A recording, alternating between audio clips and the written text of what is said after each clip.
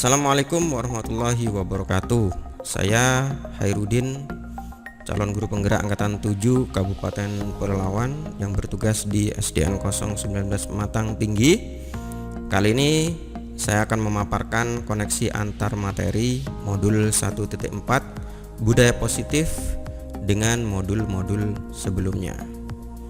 Nah, pada modul 1.1 tentang filosofi Ki Hajar Dewantara, beliau mengatakan bahwa pendidikan memberi tuntunan terhadap segala kekuatan kodrat yang dimiliki anak agar ia mampu mencapai keselamatan dan kebahagiaan yang setinggi-tingginya, baik sebagai seorang manusia maupun sebagai anggota masyarakat.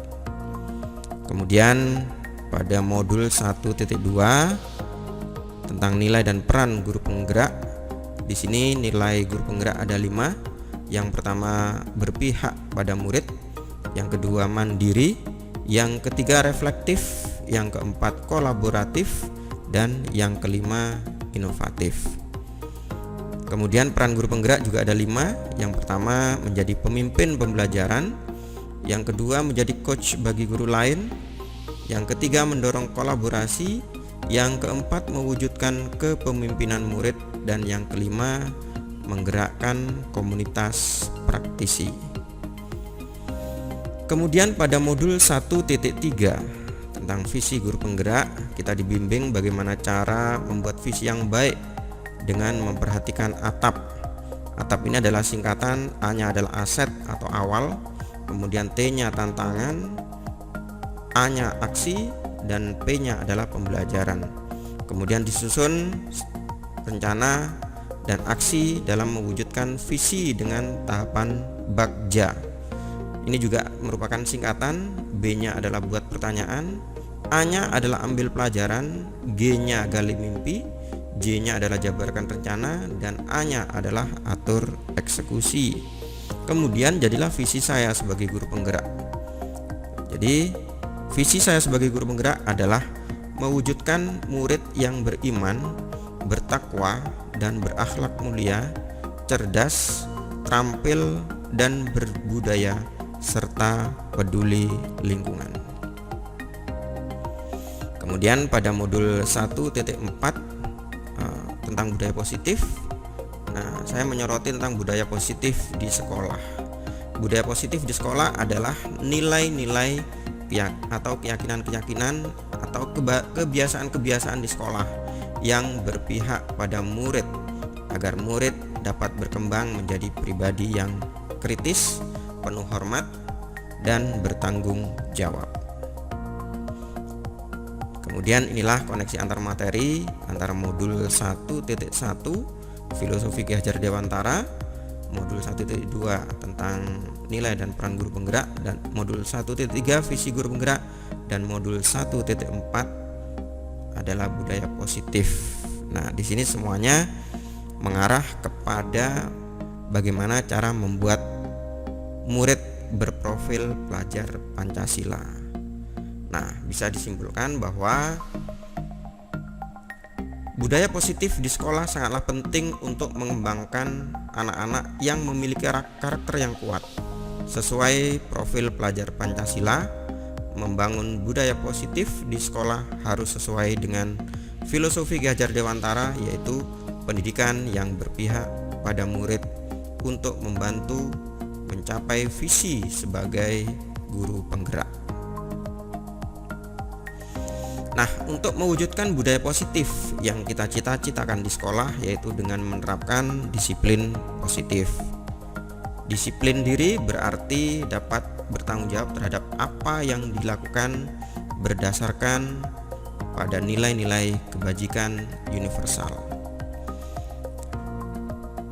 Kemudian apa itu nilai kebajikan?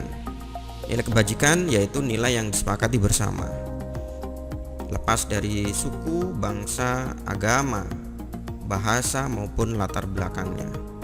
Nilai-nilai kebajikan adalah nilai-nilai atau sifat-sifat positif manusia yang merupakan tujuan mulia yang ingin dicapai setiap individu. Nilai-nilai ini merupakan payung besar dari sikap dan perilaku kita, atau nilai-nilai ini merupakan pondasi kita berperilaku. Nah, kemudian apa peran saya dalam menciptakan budaya positif? Nah, peran saya dalam menciptakan budaya positif adalah berusaha untuk memotivasi semua warga sekolah agar memiliki, meyakini, dan menerapkan nilai-nilai kebajikan yang disepakati sehingga tercipta budaya positif yang berpihak pada murid.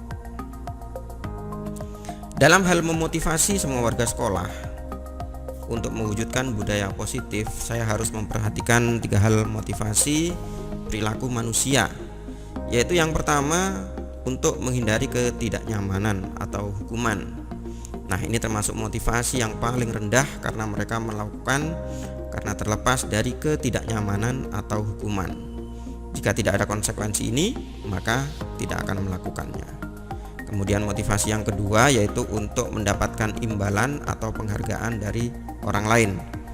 Nah, di sini orang berperilaku untuk mendapatkan imbalan atau penghargaan dari orang lain.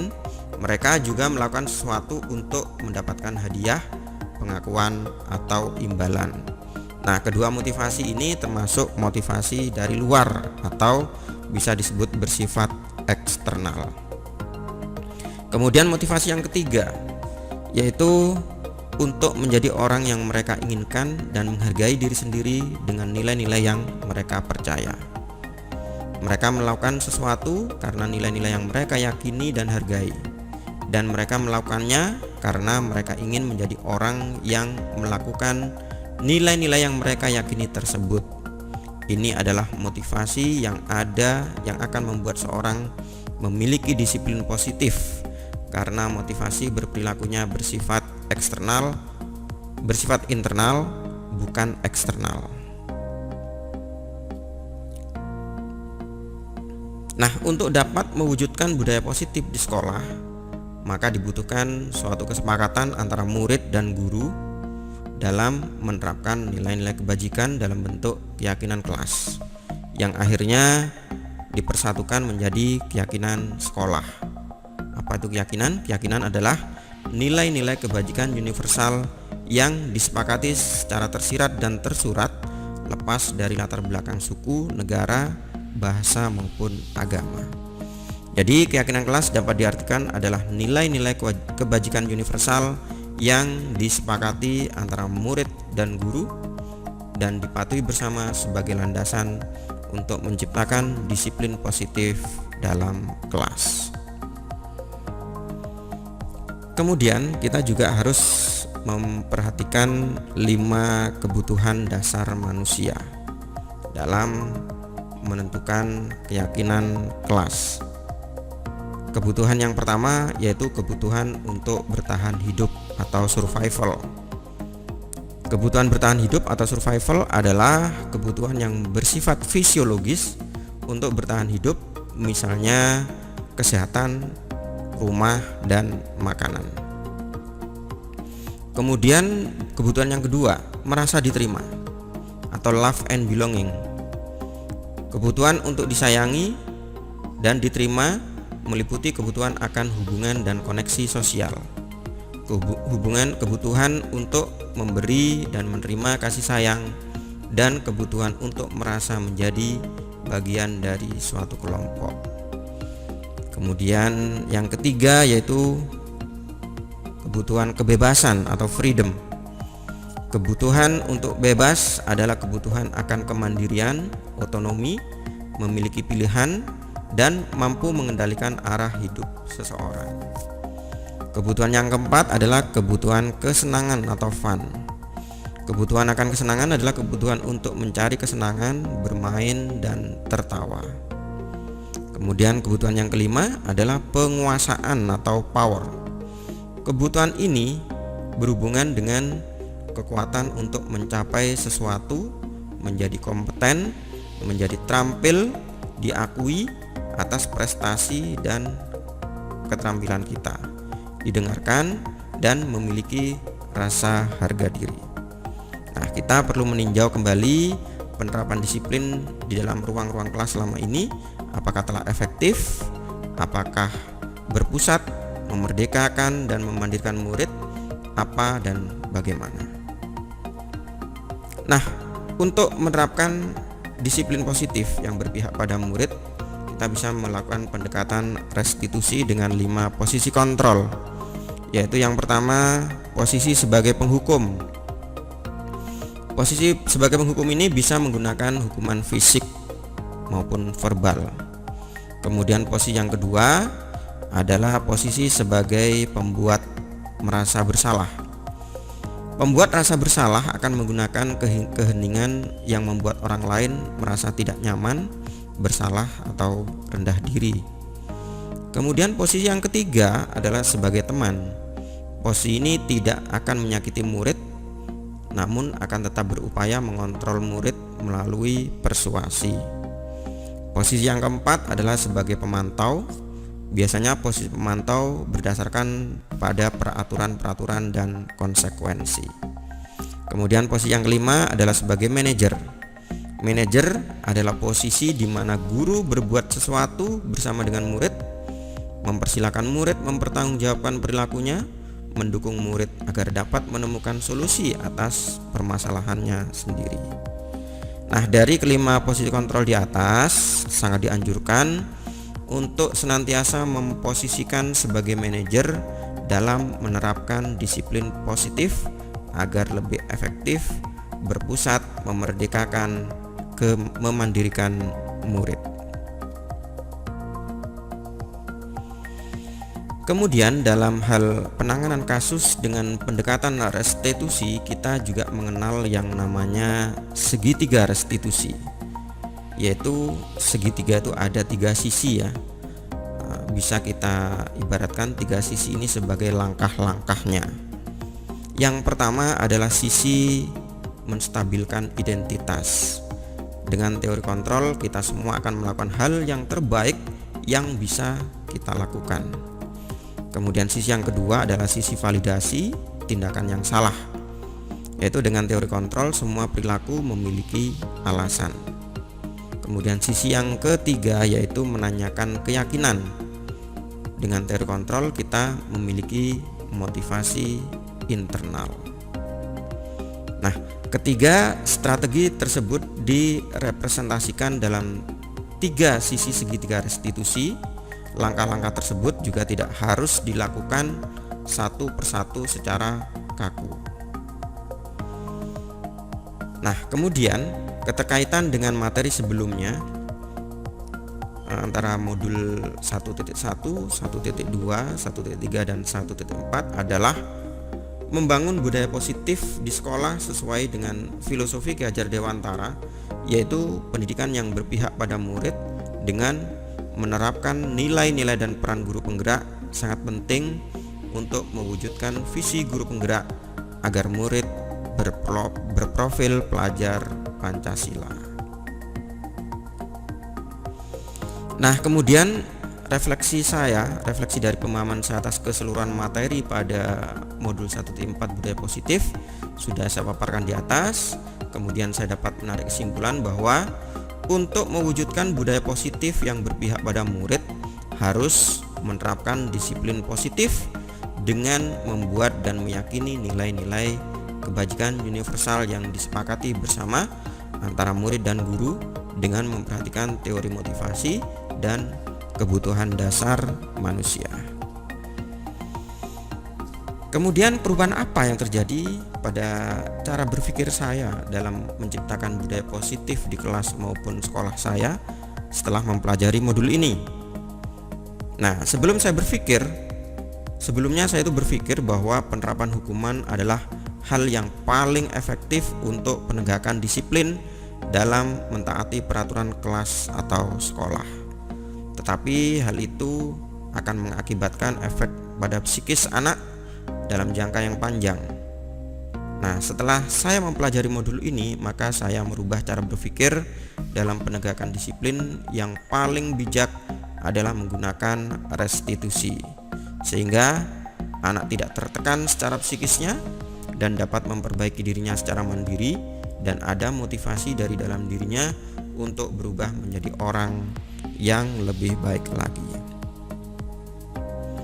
Nah, pengalaman seperti apakah yang pernah saya alami terkait konsep-konsep inti dalam modul budaya positif baik di lingkungan kelas maupun sekolah saya? Nah, pengalaman saya terkait penerapan konsep budaya positif di sekolah adalah ketika saya menangani kasus yang ada di sekolah dengan menerapkan pendekatan restitusi, ada teman sejawat saya yang kurang setuju dengan apa yang saya lakukan. Mereka meragukan keberhasilan upaya pendekatan restitusi untuk membuat efek jera bagi murid yang melanggar peraturan. Nah, bagaimana perasaan saya ketika mengalami hal tersebut? Saya merasakan bahwa hal itu adalah ketidaktahuan mereka terhadap dampak dari penerapan hukuman bagi anak, dan saya merasa tertantang untuk membuktikan bahwa penanganan kasus dengan pendekatan restitusi adalah cara terbaik bagi murid, karena akan berdampak kepada motivasi dari dalam dirinya untuk memperbaiki dirinya, bukan karena perasaan takut untuk dihukum mereka mentaatinya. Menurut Anda, terkait pengalaman dalam penerapan konsep-konsep tersebut, hal apa sajakah yang sudah baik? Adakah yang perlu diperbaiki? Nah, di sini ada hal yang sudah baik dan ada hal yang perlu diperbaiki. Apa saja hal yang sudah baik? Hal yang sudah baik adalah saat ini adalah sudah mengurangi penerapan hukuman dalam penanganan kasus pelanggaran peraturan kelas maupun sekolah. Meskipun diterapkan hukuman, tapi tidak bermaksud menyakiti secara fisik maupun psikis, tetapi berupa hal positif yang harus dilakukan ketika melanggar peraturan sekolah. Nah, hal yang perlu diperbaiki, selama ini kami masih menggunakan peraturan kelas atau sekolah yang dibuat sepihak oleh guru tanpa adanya kesepakatan antara guru dan murid yang dapat dijadikan keyakinan kelas atau sekolah dan diyakini bersama. Sebelum mempelajari modul ini, ketika berinteraksi dengan murid berdasarkan 5 posisi kontrol, posisi manakah yang paling sering saya pakai dan bagaimana perasaan saya saat itu? Setelah mempelajari modul ini, posisi apa saja yang saya pakai dan bagaimana perasaan saya sekarang, apa perbedaannya? Saya sering memakai posisi sebagai penghukum dan sebagai pembuat rasa bersalah. Perasaan saat itu memang tidak ada perubahan signifikan pada perilaku anak, bahkan menimbulkan kesenjangan antara murid dan guru sehingga membuat anak mempunyai rasa takut ketika sudah dipanggil oleh guru, ketika mereka merasa melanggar peraturan. Setelah mempelajari modul ini, saya berusaha untuk memakai posisi sebagai manajer dan pemantau. Perasaan yang langsung saya rasakan adalah anak merasa lebih leluasa dalam berinteraksi dengan guru dan temannya. Mereka juga termotivasi dari dalam dirinya untuk mematuhi keyakinan kelas yang dibuat dan disepakati bersama. Mereka merasa bahwa kesepakatan itu dibuat oleh mereka sendiri, maka dengan sendirinya mereka berusaha mematuhinya dengan baik. Perbedaan yang saya rasakan adalah tidak ada kesenjangan antara murid dan guru, dan murid lebih termotivasi dari dalam dirinya untuk mematuhi keyakinan kelas yang disepakati bersama. Sebelum mempelajari modul ini, pernahkah Anda menerapkan segitiga restitusi ketika menghadapi permasalahan murid Anda? Jika iya, tahap mana yang Anda praktekkan dan bagaimana Anda mempraktekannya? Ternyata saya pernah menerapkan segitiga restitusi dalam menangani kasus murid saya. Tapi saya hanya menggunakan 2 tahap atau 2 sisi saja dalam segitiga restitusi tersebut, yaitu menstabilkan identitas dan validasi tindakan salah. Saya melakukannya dengan cara mencoba mendengarkan alasan mereka sampai melanggar peraturan sekolah, dan saya juga berpikir hal itu hal yang wajar mereka lakukan karena mereka berusaha untuk memenuhi kebutuhan dasarnya. Hal ini adalah validasi tindakan yang salah. Kemudian saya juga memberikan contoh perbuatan yang sama yang menjelaskan kepada mereka adalah bukan satu-satunya yang melakukan kesalahan tersebut. Nah, ini disebut menstabilkan identitas. Tapi hanya cukup sampai di situ, karena selanjutnya mereka menerima konsekuensi dari perbuatan yang telah mereka lakukan. Selain konsep-konsep yang disampaikan dalam modul ini, adakah hal-hal lain yang menurut Anda penting untuk dipelajari dalam proses menciptakan budaya positif baik di lingkungan kelas maupun sekolah? Menurut saya, selain konsep-konsep yang disampaikan di modul ini, untuk menciptakan budaya positif baik di lingkungan kelas maupun sekolah adalah kerjasama yang baik antara rekan-rekan guru untuk sama-sama mewujudkan hal yang sama agar tidak ada ketimpangan, bahwa masing-masing guru memiliki kebijakan yang berbeda dalam menegakkan disiplin di kelas maupun di sekolah. Perlu adanya kolaborasi dan kesepahaman antar warga sekolah, memiliki dan meyakini bersama nilai-nilai kebajikan universal dengan penerapan pendekatan restitusi dalam penanganannya agar tercipta budaya positif yang berpihak pada murid. Demikian paparan saya tentang koneksi antara materi modul 1.4 budaya positif. Semoga dapat terwujud di sekolah. Budaya positif berdasarkan filosofi Ki Hajar Dewantara yang dilaksanakan dengan nilai dan peran guru penggerak dan menjadi tujuan bersama visi sebagai guru penggerak. Terima kasih. Wassalamualaikum warahmatullahi wabarakatuh. Salam dan bahagia.